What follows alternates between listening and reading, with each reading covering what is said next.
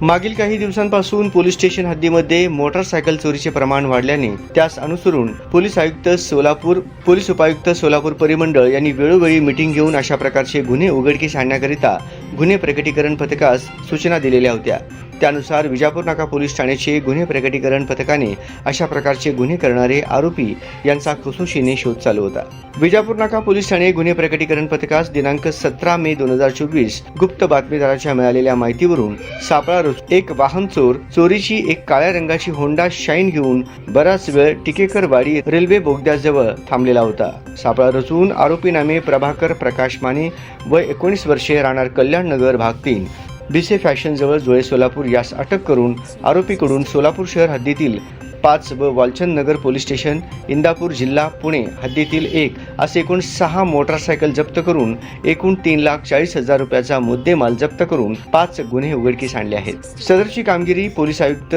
M राजकुमार, police उपायुक्त परिमंडळचे विजय कबाडे, सहाय्यक police आयुक्त अजय परमार, वरिष्ठ पोलीस निरीक्षक दादा गायकवाड, सहाय्यक पोलीस निरीक्षक श्रीमती संगीता पाटील, गुन्हे प्रकटीकरण पथक प्रमुख सहाय्यक पोलीस निरीक्षक शीतलकुमार गायकवाड, पोलीस नायक गणेश शिर्के, हुसेन शेख, पोलीस कॉन्स्टेबल संतोष माने, श्रीनिवास बोल्ली, अमृत सुरवसे, समाधान मारकड, सद्दाम आबादीराजे, राहुल सुरवसे, स्वप्नील जाधव, रमेश कोरसेगाव, तपासिक अंमलदार, police head constable Vinay Sonar, police नायक दामन शेळके यांनी पार पाडली।